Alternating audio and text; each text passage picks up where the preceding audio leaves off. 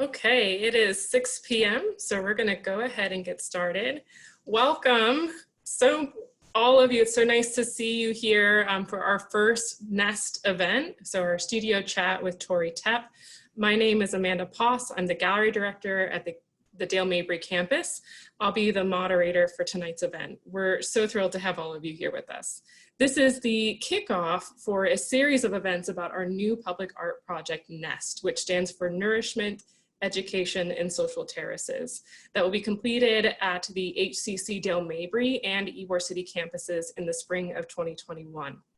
Your participation and your comments in these events this fall are so crucial to the project, as they'll inform Tory's design for each project space. Before we get started though, I want to go over a few things about our Zoom meeting. We are recording this event and we'll work to make it available online via our YouTube channel. If you'd like to be notified as soon as it's available, you can subscribe to our channel at Gallery221 HCC. As you also might have noticed, all of our audience members tonight will be muted. It's not that we don't want to hear from you, but we want to direct that in another way. So you are welcome to participate in the chat section, and we'd love to see you all say hello, encourage the artists, ask questions along the way, especially since we'll have some time left at the end for Q&A. One other quick note about the chat: the gallery will be posting periodically in this area, but if you ever see someone else that's not from the gallery, that would be myself, Emiliano Sidicasi, or Mark Miller, just be cautious about clicking links. Also, as we share any announcements, links, or images, Zoom automatically creates a sidebar with attendee videos. So if this disrupts your ability to see some of the presentation content, you can minimize the sidebar or change the way it appears by selecting the icon on the top left and change to speaker view during the event. And now it's my pleasure to introduce Dr. Alan Witt, the HCC Dale Mabry campus president, for a few words of welcome on behalf of the college. So Dr. Witt, don't mind unmuting, say hello.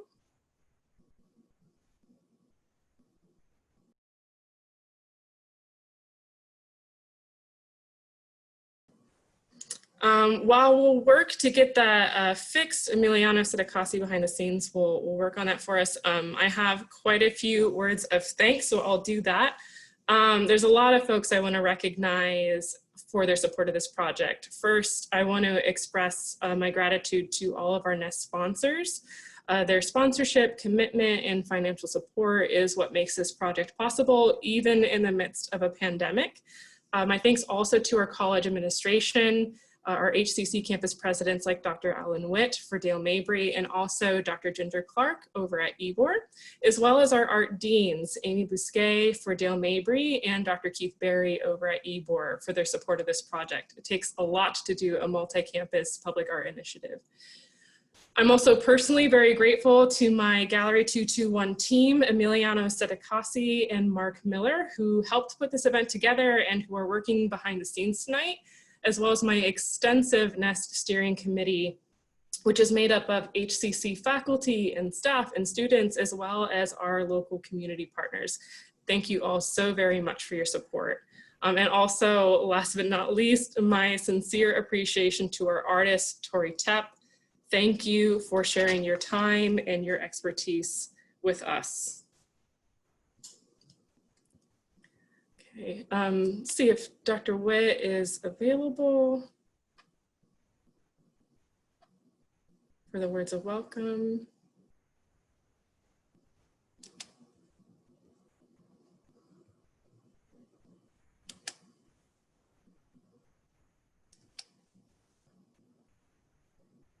All right, that's okay, folks. Looks like we're having a little technical difficulty, but know that Dr. Alan Witt is such a wonderful supporter of the arts and a wonderful advocate for our campus and public art. We're so grateful for everything that he does to make these possible. So we're going to go ahead and move forward. So as we get started, I just want to remind you guys that our session will end with some Q&A. So I highly encourage you to type in your questions into the chat at any point in which you have a question, and we will get to them in the order in which they appear. And if you're a student, let us know so we can get to your questions in particular. So hi, Tory. I see you've unmuted. Hello. Thanks for joining us all the way from Wisconsin currently. My pleasure. So you've completed projects all over the US, New Orleans, Milwaukee, Los Angeles, Death Valley, High Sierra Mountains, several locations in Florida, and of course where you are at the Wormfarm Institute in Wisconsin currently. And your BFA in painting comes from Parsons. You have an MFA in public practice from Otis College of Art and Design.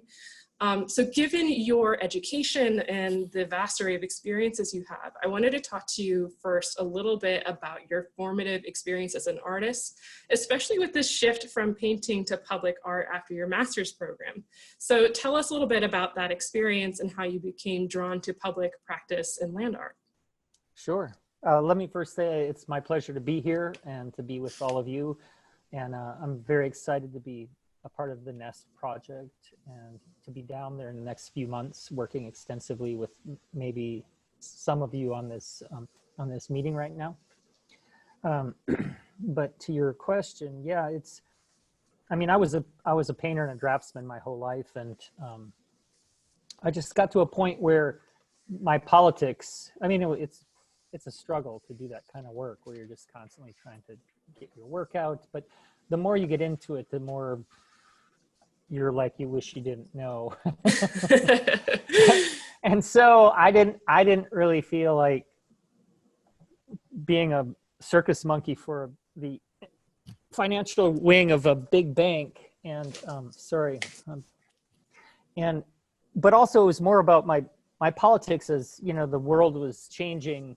I was noticing all these things, and it just seemed like painting was no longer an appropriate means of expressing or delivering information in regards to this. So, it's like you can be very astute with your painting, but in the reality of the situation is it'll go into a gallery system and hardly anybody will see it. So I was feeling very disconnected from a way to represent what I was thinking about, what I was angry about, what I was frustrated about, what was making me sad.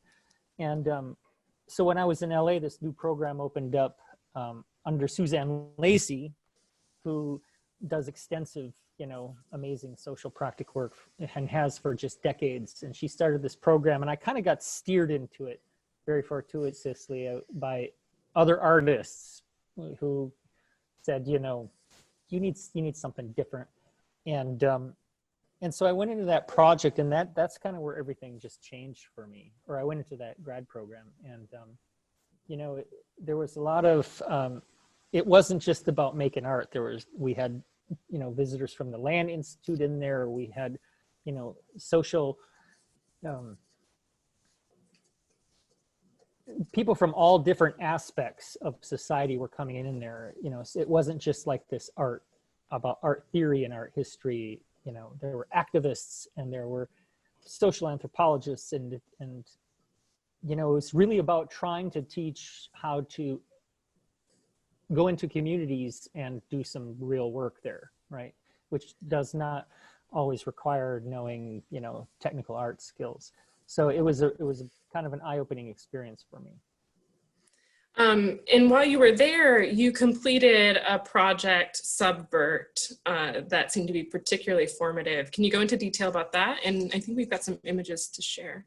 Yeah, you can go ahead and scroll those through, but this was kind of the aha moment for me, where this is the Otis College campus, and it's really austere. It used to be an IBM building, so you can tell the design is all based on a punch card, right? I mean, look at it. And there was no place for the students to sit. It was just concrete. And so I got the opportunity to do this project, and I scavenged as much clean soil in LA as I could. I brought it in, and I built this living structure that was at once both a sculpture, but mostly it was about designing a social space. And it was well received, and they kept it up all year because the classes would go out there and sit in it. It became a really, comfortable space for the students to go out and congregate and have lunch and rest.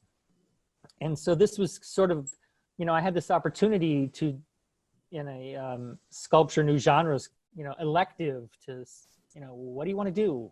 And I wanted to do an earthwork. And I don't know, I think it was this deep rooted seat to like, see to go back to my childhood of just about like roaming in the woods and digging in the dirt. And so it was this really great experience building this, but the real action came when I had to take it down. And, you know, it took me a long time to gather that much clean soil in LA. So when I had to take the project down, I was like, I'm not just going to get rid of this dirt. This is precious to me.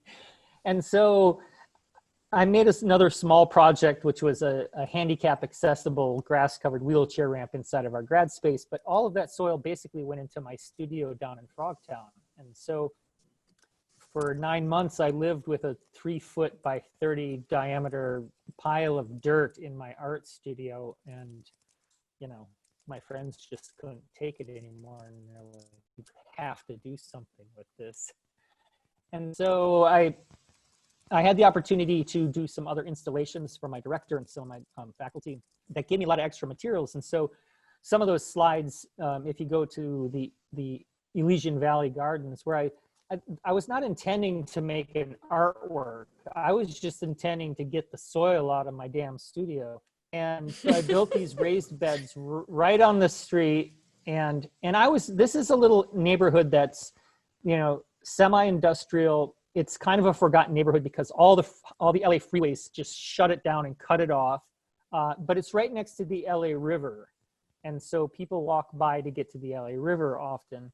And so I built these beds as a way of utilizing the soil, and I planted seeds, and that was the moment where everything changed. So these gardens grew into this amazing place where I was eating fresh produce off the ground, off the streets of LA every day. And that was sort of mind blowing to me enough. But then what happened was, you know, so I lived at the end of this street, and on this slide particularly, the LA River is just, you know, 40 yards past that walk. And there was a walkway along that river. So the locals in this neighborhood, which was 70% Latino and 30% Asian, they would walk down there and use the LA River as a walking path. But they would walk past my gardens, and I would see them out there with their kids, and they would be talking, and they would be, you know, lingering at my gardens. And so what I realized was all of a sudden this became an opportunity for me to have a conversation with my community that, as like this rogue white kid living down there making a racket, just didn't mesh. But yet we could go out and we could talk about food, and we could talk about agricultural, and we could talk about seeds. And so these relationships started to develop, and I was getting seeds. All kinds of like bartered transactions were happening in terms of materials and food. And that's when I realized that you know, the ability to grow your own food was sort of a paramount idea to pass on to other people. But more importantly, even the thought that these kind of public gardens could create a bridge for different people to have a dialogue and communicate with each other, that was extremely important. And so even though this was my first real public project, it gave me this idea that this is the kind of information that I want to pass along in my artwork from here on out. And it was a really beautiful moment. But it also then inspired my thesis project, which was called Subvert LA. And there's some of the slides. They start with the one with the derelict shopping cart in the LA River. But you know, so living on the LA River, there it is. There's the contrast. Yeah. Well, I was always surprised. It didn't matter how many shopping carts I dragged out of the river. And now, granted, this river is paved. So for those of you who don't know the LA River, most of it's been paved, but as you can see, there's a great deal of lush landscape inside the paving, because this was a 6.2 mile stretch called the Glendale Narrows, where it was too close to the water table to pave the bottom. And so they had its natural riverbed here. So this was an actual like thriving ecological, you know, wildlife community. There were coyotes and herons and fish, and garbage, and, you know, all the things you would expect in a big city. But But I started pulling these shopping carts out of the river and repurposing them into multi-tiered gardens. And of course, all of this was reclaimed material. There was a huge LA City compost pile where they would gather all the yard waste and then create these massive piles for the communities just to take. So basically everything about these carts is absolutely free. And mine was like, well, God, if we could just make these into gardens. Of course, this was also when the big recession was hitting in 2008. And it's like, you don't have to own land to grow some food, and you can't necessarily feed a family off this, but it was more about just giving somebody the idea that it doesn't take much. From a bunch of trash you can pull out of the LA River, you can grow your own food. And then once they came out, they went out into the community or were sponsored by folks in the community. And so it was kind of like this cycle of things going into the river, just being tweaked a little bit through this process and these relationships that had developed with the community, and then going back in. And then a couple of these pictures you're seeing are the pictures where they were in the graduate thesis show, which is really out of context, but it's, you know, what are you gonna do? You got to put stuff in a gallery. Right. A little bit of art for art's sake, but not fully. Yeah. I think this is a lovely bridge to our next question, because what you did for that project, which underpins your whole process now, is strongly connected to Nest and our ideas for that. So your project for Nest is going to draw from the ideas behind land art and creative placemaking. So we're envisioning this space that strengthens community, augments a sense of place, and encourages visitors to engage with one another, all while they're enjoying these lush, verdant green spaces. And I think that provides a good transition to talk about more for the underpinnings of your work. So in your artist statement, for example, you express this desire, and I'm going to quote you here, to explore and reestablish the metaphysical connections between the social and environmental ecologies that shape urban communities. It's so lovely and like jam-packed with lots of good things. So what disconnections then do you see that separates these different ecologies, and how do you then explore and reestablish them through your work? Yeah.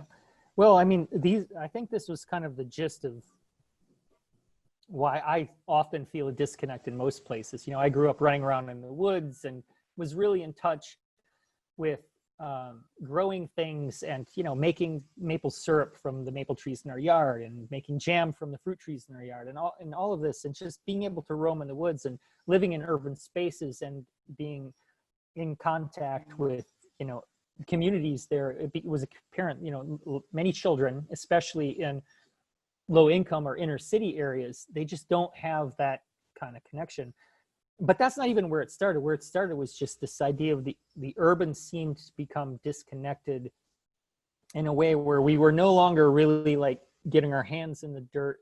And more importantly, we weren't doing that together. The idea of agricultural ritual had just kind of like fallen away, especially with the advent of mechanized agriculture.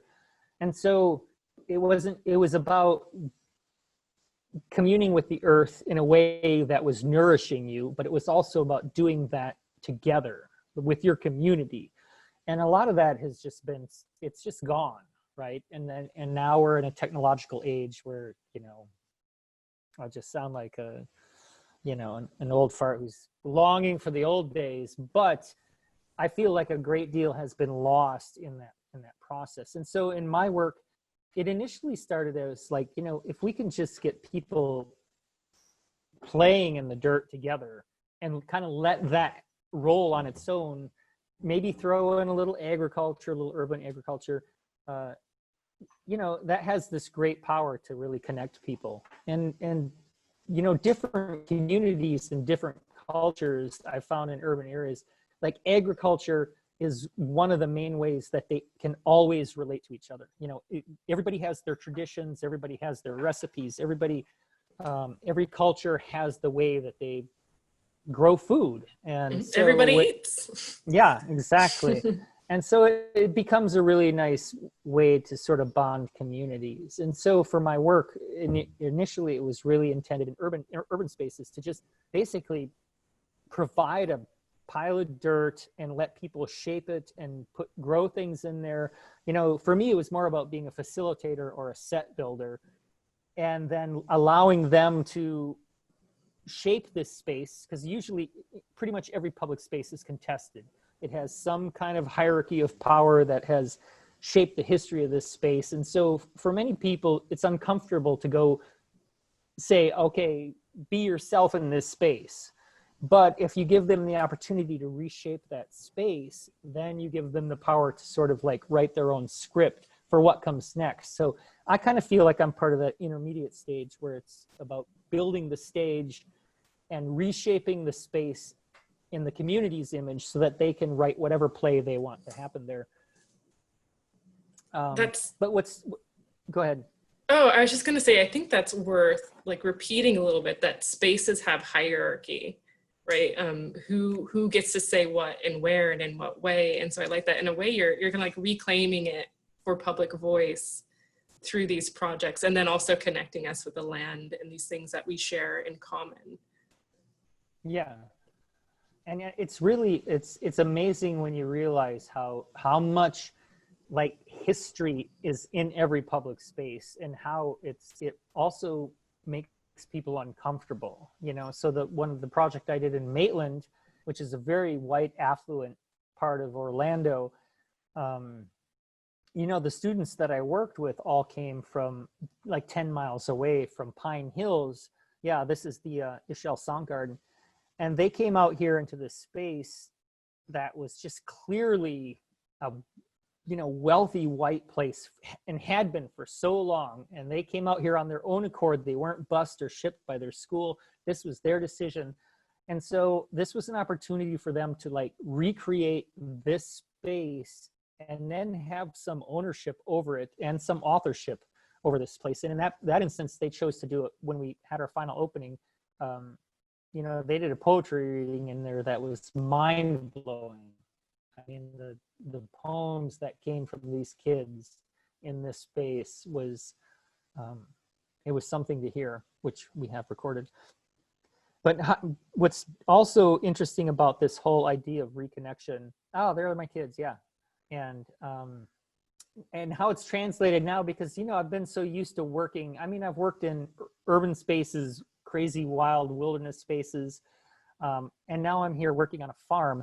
And one of the main issues here is like we have generated a huge disconnect between the rural and the urban, which is very similar to what I was just talking about. Now it just goes into like, instead of like this idea of how we're all intrinsically connected to the earth and to each other, now we're into how in terms of society we have separated, right? So the rural communities generate the vast majority, like 80% of all the resources that go into the urban community. And so that has also created this, you know, intellectual and creative drain where, you know, kids from the rural community where I am, everybody wants to get out, right? Everybody wants to go to the city. Everybody wants to go here. But yet these rural communities literally support, you know, the social structure all over the world. And so we're, you know, here we're trying to find this, not only this balance of like, you know, we're trying to show what's so great about these rural communities and develop infrastructure in here, creative infrastructure that maybe sort of keeps some of the brain power in here, that keeps people invested in their own community. Because, you know, if we keep draining all the resources and all the talent to the cities, the rural communities that support the cities, I mean, you don't have to be a genius to figure that out, right? I mean, it's just so, it's this really important dynamic that we have to rebalance between the rural and the urban, you know, if we want to keep existing as, of course, I mean, there's a lot of issues that we're grappling with, but this is one of those fundamental ones that's needs to be addressed. Speaking of resources and connecting us back with, you know, urban to rural communities, the way you do that is through the earth, through material. And a lot of artists like to say they get their hands dirty in working with materials, but you quite literally move tons of dirt. And then you have the additional challenge of working with living things. This is very different from a sculptor working with something like marble, or a painter with canvas and oil. You have living things like plants, which must receive continuous care. And it seems like that would involve a lot of challenges. So I'm wondering if you could share with us some of the failures or some of the challenges that you've encountered given your selected medium. Well, we've come to the comedy section of the talk, obviously. Yeah, there have been no end of, and I'm, starting with what's happening here on my project in Wisconsin right now, which is kind of like the granddaddy of all challenges. But I mean, it's been interesting, so that very first project that I did on the Otis campus, we were all gone for 1 week for spring break, and all my grass died. And so suddenly the whole thing was transformed. And then everybody hated it. And so I actually turned it into a separate project, but then suddenly it was like, you got to get this out of here. And that was minimal and minor. I come from this, I'm at this place where, I'm not only am I an itinerant artist where I'm traveling all the time, and that doesn't afford me the opportunity to work in communities for very long, which creates a huge obstacle. So I'm usually going into community that I don't know or have not existed in for a long time, which can be very problematic, especially as a white male, because, I represent the enemy, or if this is, but, that's not to say that I'm not trying to do good work, etc. It's just that it can be very challenging. And so aside from the fact that, going into social settings, when I went into Denver, I was trying to work with, I was doing another iteration of the shopping cart project, but this was geared towards the homeless in Denver. And we were very fortunate that a lot of the homeless providers in Denver embraced the project, but then I was left with this. When I left the project, I left these shopping carts. And it was like, I don't know what I'm going to find when I come back in 2 weeks. Is there going to be anything in there? And I was amazed to find, this is a success story. I was amazed to come back, and like, they had taken such ownership over these shopping carts that they were just bursting with produce. And they were like, please bring these back, because this is our food. We're eating out of these. So that was a good example. Ideal when you work where I'm working in these alternative spaces. Let's just use that term, alternative spaces, like sure. out in a cow field in Wisconsin, where I'm being continually harassed by deer and mice. Yeah, there we go. I mean, all my seeds are being eaten, and the deer are chewing off my saplings. And you put out a buffet. And just recently, we had 5 straight days of rain that just completely broke down my earthwork. And I mean, there's a lot of challenge, but those challenges, it's, I was talking about this with my friends here, and it's like a dance. You're just trying to figure it out, right? I'm trying to collaborate with nature. I'm not trying to control it. I'm trying to collaborate with it. And so far, I'm a pretty bad dancer, and I'm apparently stepping a lot of feet, because it feels more like a wrestling match than a dance. At times. But it's, so now it informs me about, like, okay, well, I have to account for the fact that there's going to be mice and deer, and there's going to be, in Colorado, the project in the prairie that we built, the cows escaped. And so I had a herd of cows that were trampling my earthwork and grazing, and me and my nephew spent days doing nothing but like herding cattle by ourselves. Not sure too many artists have that in their realm of experiences. It was something else, let me tell you. So yeah, there are a lot of challenges. I mean, and I think that's kind of, for me, that is the conflict that creates moments for creativity. I mean, it's not about my ideas or my designs. It's about, going into these conflicted areas, whether it's, social areas and urban settings with different demographics, or whether it's literally being out in the woods where you've got wild animals or domesticated animals that don't care about your ideas. So it's really becomes about kind of finding these, that's where the creativity comes out. It's like, well, which is problem solving, I think, in its most basic form. It's like, well, how do you develop something that works, that understands that you're not the only person on the planet, or that humans aren't the only, we're certainly not the top of the food chain here.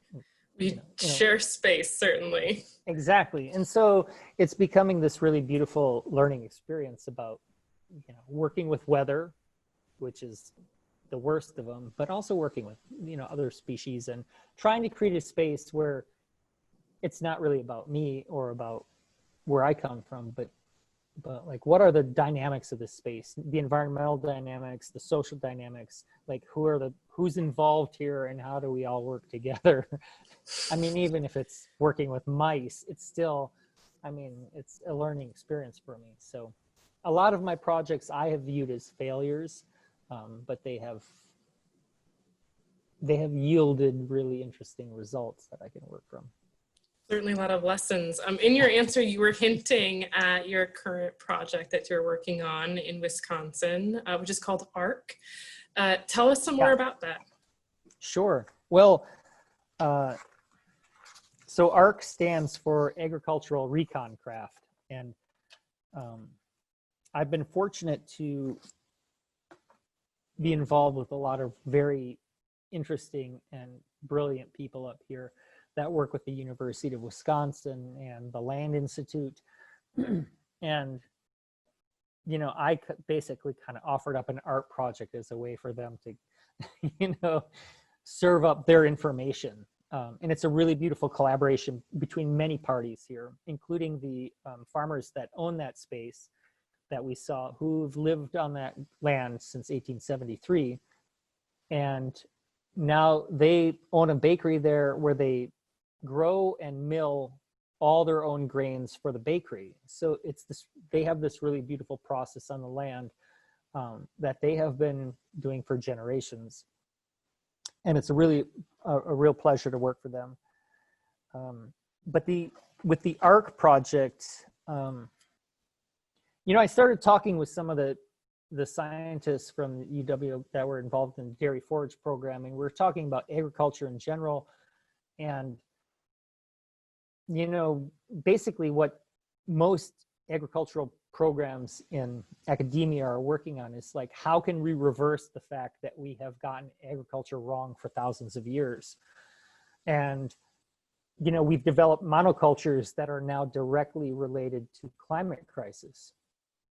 And so most of, agronomy programs and, agricultural programs are like, how can we do dairy forage that sequesters carbon, right? And how can we grow plants that are not, contributing to climate crisis? And so one of the things that I came across was a guy from the University of Wisconsin, Valentin Picasso, and he's in charge of all the kernza growing here. Well, kernza is a wheatgrass, but what they're doing is they're breeding it to become both more productive as a grain staple, while still remaining, really beautiful as a wheatgrass. And so the difference, for example, between kernza and wheat is that you have to plant wheat every year, which means you till the field, you plant the wheat.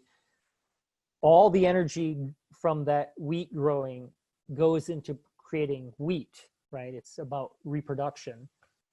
And then it's gone. Well, with kernza, you plant it once and it's a perennial, so it just grows year after year. And it still produces a grain that we can consume. It also then produces biomass that can be used as forage.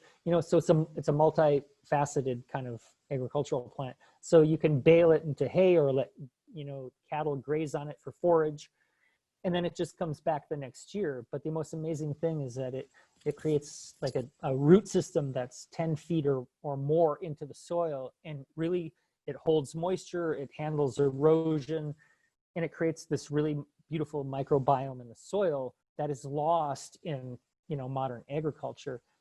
And so right now the trend is like, well, we need to move to perennial wheatgrasses, or we need to move away from monocultures and go back to diversity in our farming.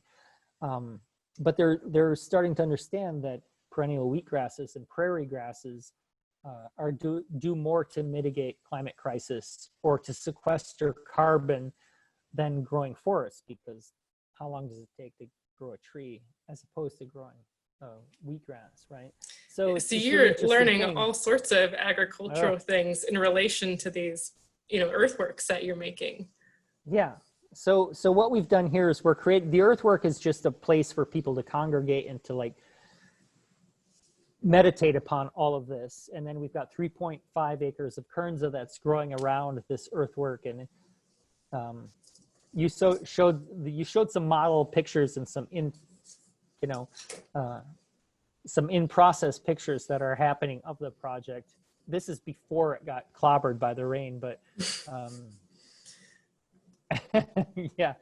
But basically this is meant to kind of become this social space for people to come look at these gardens. So I'm planning a series of gardens around this centralized earthwork that are, they're native prairie grasses from Wisconsin. They are cover crops that nourish the soil, like clovers and oats and hairy vetch, field peas, all these different things that are beautiful, but they're also intended to really rebuild the soil after a major crop. So the main farmland around there is all planted with kernza, and then right around the earthwork, we're actually planting cover crops. So I like to think of it as like an agricultural Versailles, but it's like you don't have to look at fancy flowers that really don't do anything.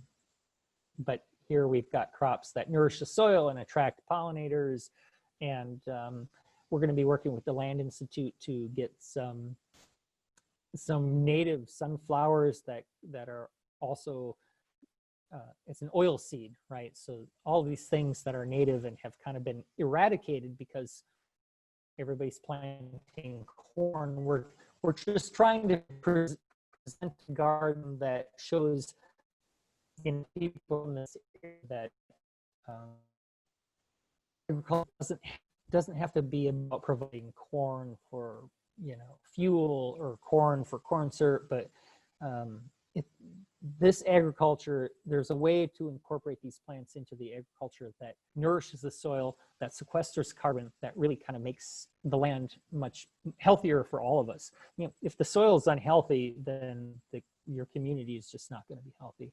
And that's extremely true in urban areas that we have found out, especially because of lead poisoning. And I mean, urban communities with, you know, contaminated soil their children have been poisoned for decades. So yeah, anyway.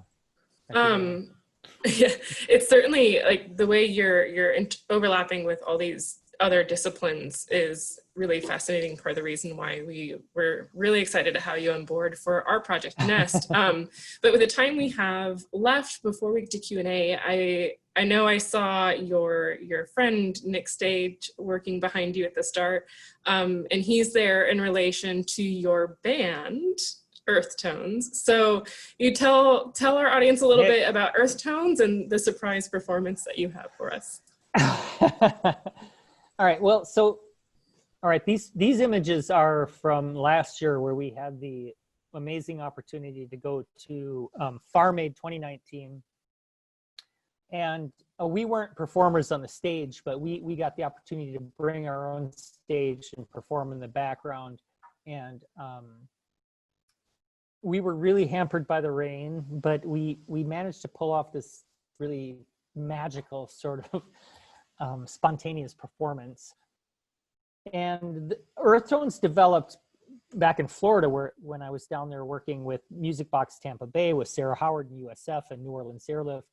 And at the time, because I started doing so many agricultural works, I got intrigued by this idea of, well, if you have all these kids working together on the soil, what if their tools made sound? Like, would that direct the way they worked? Would they work together in a different fashion, right? Because, you know, music is so tied to agricultural ritual, and there's, I mean, to me, the rhythms of music did not seem that disparate between the you know, rhythms of rain and, you know, growing things and the cycles of the moon and all of these things that come together in agriculture. And so it was just this curious question. So the original idea stemmed from, well, if I make a bunch of musical tools, are the kids just going to sort of organically develop into this orchestra? In the beginning, I was not able to make that many tools, and we weren't able to quite get to that point. But given the opportunity, me and some collaborators just started using them as a means of performing improvisationally. And now it's just kind of taken on a life of its own. So I've come up here. When I came to Wisconsin last year, that's when it really kind of got kicked up, especially before Farm Aid. And now this year with Nick Stage, the incomparable, we're really just, you know, we're delving into this idea of improvisational music. But all of these tools that you sort of see behind me, they're our farm tools and antique farm tools that we've rigged up to make sound. They can't necessarily be tuned, so it kind of takes musicianship out of the factor. And my hope is that because nobody really knows how to play a shovel or a scythe, that everybody knows how to play it, right? And so Yeah, nobody needs, it's the idea, like, it's the same idea as, like, if you have a pencil in your hand, you can draw. You don't have to know how to draw. And so if you have a shovel with strings, everybody can do it. And so that's kind of been the impetus behind this is, you know, we play on them and we do performances, but it's also about, you know, putting them out there for the public and letting kids come in and just play on them and jam. And when we did it for the music box, it was extraordinary to watch. You know, there would be bands that would come in and play, but then when the bands dispersed, all the kids and the you know, participants would just wander up, and every now and then these kids would they would find a rhythm together and just make music out of nowhere. And so that, you know, that's kind of like the sort of the juicy parts that we want to unfold with. So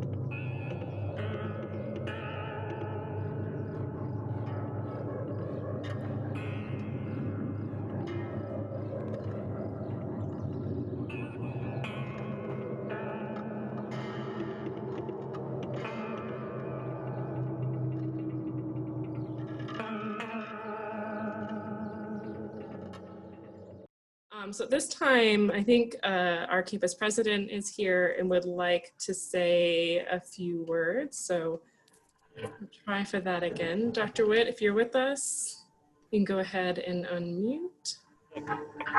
Okay.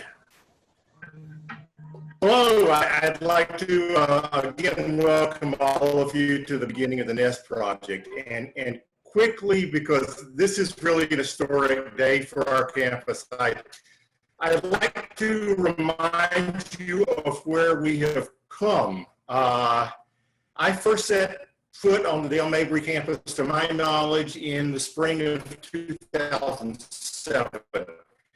And I had always heard of Dale Mabry. It's one of the largest campuses in the state of Florida. Now is the largest community college campus in the state of Florida.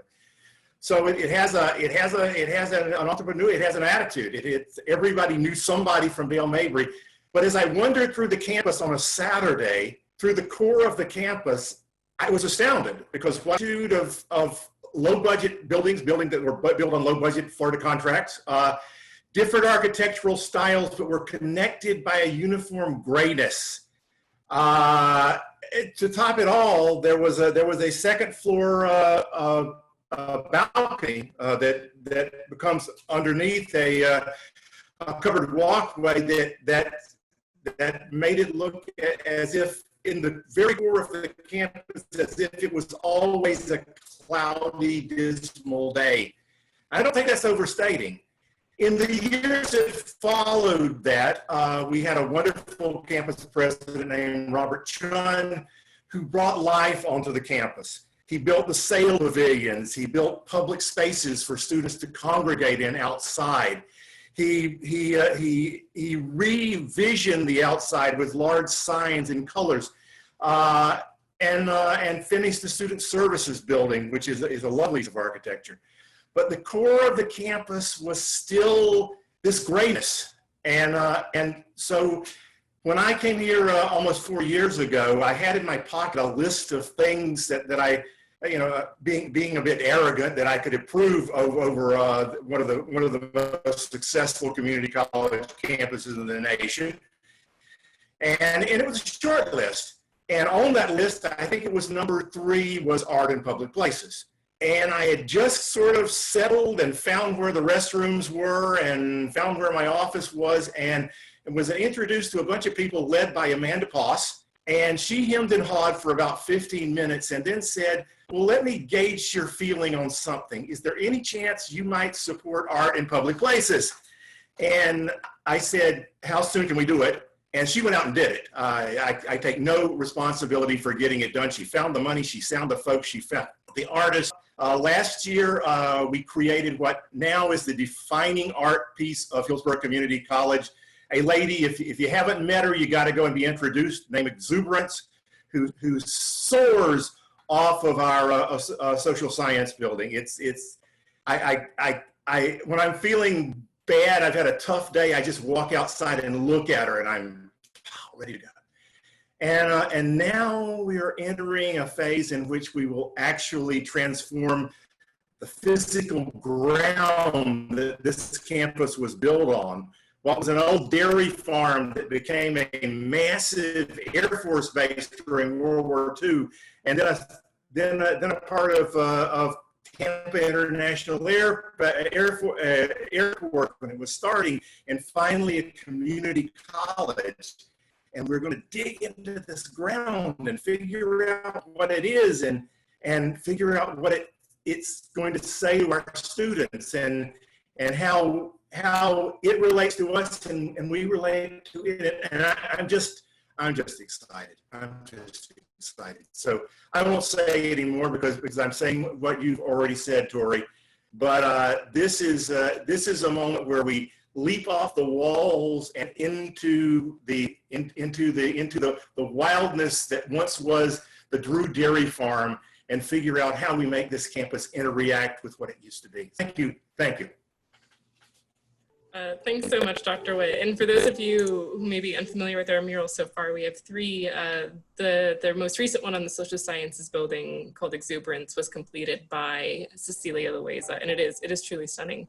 And you'll be able to see that from the Nest project site at the Dale Mabry campus. So there's a lovely little connection there. At this point now, I want to open it up to some Q&A. So if you haven't put your question into the chat yet, do so now. But I know we have a couple, and I'm going to turn to our student gallery worker, Mark. So Mark, go ahead and unmute and let us know what's our first question for Tory. Hello. So our first question is from Jasmine. She said a comment. I've been looking up at your outdoor art. It's beautiful. And the question is, what will the HCC campus project will look like? Well, that's a good question. And that's kind of why we're developing these conversations with the student body. Part of what community engaged practice is all about, it's about going into community and having a conversation with that community and understanding what their needs and what their goals and what their desires are. What we've seen so often in the history of art is, you know, an artist goes in and it's like, I want to make this. And then the community is stuck with this sculpture that means nothing to them, really. Communities change, communities evolve, communities grow, but yet they're always stuck with this monumental piece of meaningless and sometimes very contested history, as we're finding out today. So the idea here is to have a conversation with you guys as best we can in the age of COVID, which is why we're here in a Zoom meeting, to try and figure out, you know, what your concerns are and what your passions are, what you would like to see.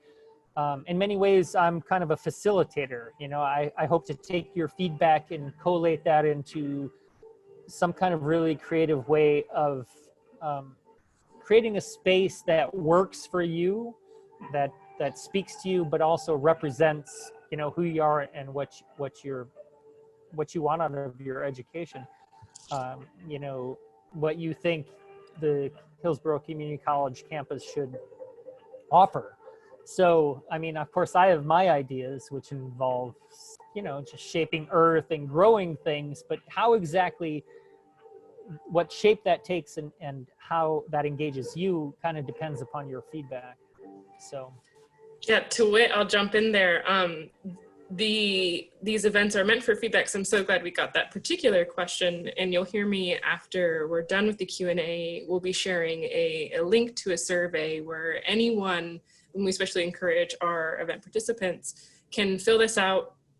If you do it quickly, you can do this in like 5 minutes or less, I promise, or you can go into detail, but this will allow you the chance to give specific feedback and comments that Tory will take in consideration while he is designing the spaces at both Dale Mabry and the Ybor City campus sites. So thanks for giving us a chance to talk a little bit about that in your question. So Mark, what's our next question? Yes, we have another question from Travis Mick. He's asking, Tory, does anyone in the band play the saw? There are some amazing saw players out there. We haven't done that. And part of that, I haven't found a really amazing saw, but that's sort of already incorporated into sort of the history of music in rural areas. I'm not a musician, so my history doesn't necessarily stem from that. I'm just a sculptor, maybe, that grows things. And so I'm trying to transform my tools. So we don't have a saw yet, but maybe I just haven't found the right saw. We have shovels, we have pitchforks, we have a couple of scythes. Actually, that pitchfork up there is pretty amazing. That seems to be one of the favorites of many musicians because you can actually make beautiful sounds with it. But we don't have a saw yet. And part of that's like a saw is sort of part of rural musical culture. And I am not.